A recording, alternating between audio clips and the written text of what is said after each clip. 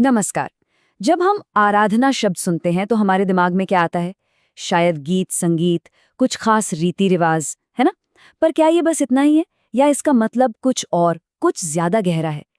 तो चलिए आज इसी सवाल की तह तक चलते हैं और समझते हैं कि सच्ची आराधना आखिर है क्या? हाँ, तो यही है हमारा बड़ा सवाल। सच्ची आराधना क्या है? आत्मा और सच्चाई से परमेश्वर की भक्ति करने का असल मतलब क्या होता है? इसी सवाल का जवाब हम मिलकर खोजेंगे। तो इस सफर को हमने 4 हिस्सों में बांटा है।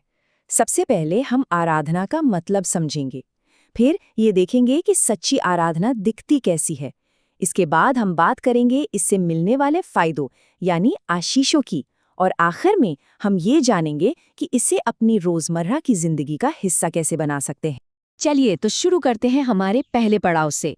सबसे बेसिक सवाल, आखिर ये जो शब्द है आराधना, इसका मतलब क्या है? अगर बिल्कुल सीधे सीधे शब्दों में कहें तो आराधना का मतलब है परमेश्वर की महिमा करना, उसके सामने झुकना और ये मानना कि वही हमारा बनाने वाला, हमारा सृष्टिकर्ता और उद्धारकर्ता है। ये सिर्फ एक काम नहीं बल्कि दिल से निकला हुआ एक भाव है, एक एहसास है। देखिए, भजन संहिता 95:6 में एक बहुत खूबसूरत बात कही गई है। आओ हम दंडवत करें और झुके, अपने रचने वाले यहोवा के सामने घुटने टेके। ये वचन हमें आराधना की नींव बताता है, जो है विनम्रता। मतलब अपने बनाने वाले के सामने खुद को छोटा समझना। और ये सिर्फ शरीर से झुकना नहीं है, बल्कि मन से, अपनी आत्मा से समर्पण करना है।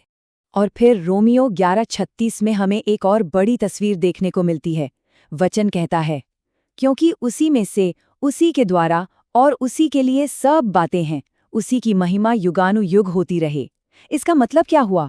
इसका मतलब ये है कि दुनिया में जो कुछ भी है वो परमेश्वर से ही है, उसी के जरिए है और उसी के लिए है।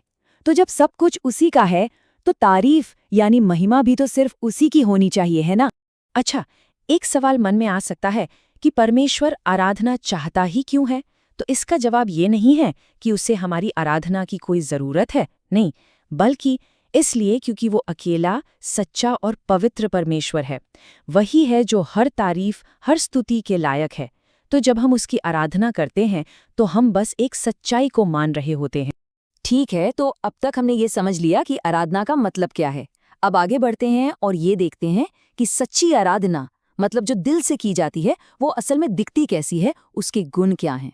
सच्ची आराधना के 5 खास गुण होते हैं। पहला, ये आत्मा और सच्चाई से होनी चाहिए। दूसरा, इसमें कृतज्ञता यानी थैंकफुलनेस होनी चाहिए। तीसरा, बलिदान की भावना हो। चौथा, पवित्रता के साथ हो। और पांचवा, पूरे दिल और जान से की जाए।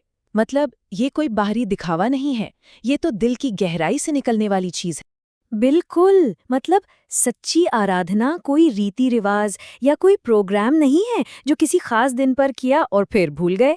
नहीं, ये तो दिल की एक हालत है, एक ऐसी सोच, एक ऐसा भाव जो हमेशा बना रहता है और हमारे हर काम में नजर आना चाहिए।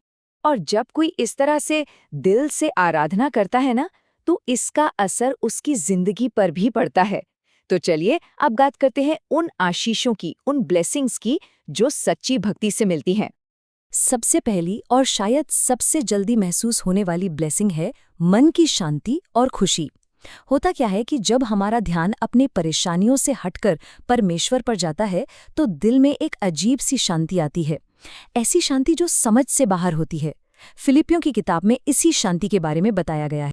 दूसरा आशीष है चंगाई और छुटकारा, मतलब हीलिंग और डिलीवरेंस। यशाया की किताब में लिखा है कि परमेश्वर दुख के बदले तारीफ का वस्त्र देता है। मतलब आराधना हमारी बोझ को हल्का कर सकती है और हमें आज़ादी का एहसास दिला सकती है। तीसरी ब्लेसिंग है ताकत और हिम्मत। पवित्र वचन में लिखा है कि परमेश्वर अपने लोगों को ताकत देता है।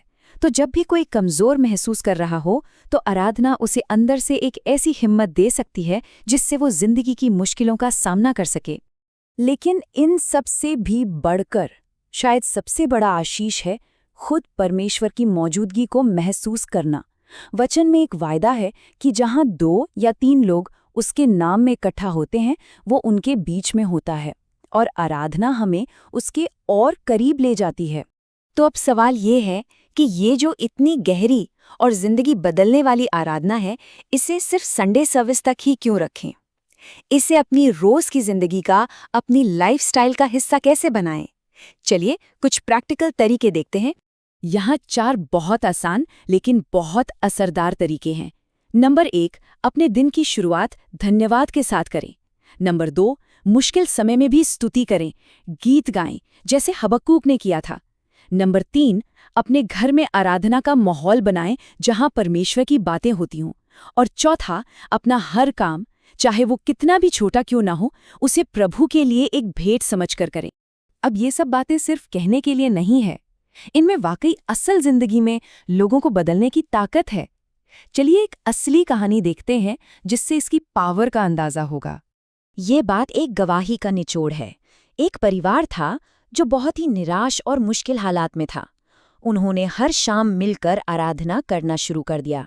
हुआ ये कि उनकी परेशानियां एक रात में खत्म नहीं हुई, लेकिन उनके दिल बदल गए, उनके अंदर शांति आ गई। और जब उनके दिल बदले तो फिर धीरे धीरे परमेश्वर ने उनके हालात भी बदल दिए।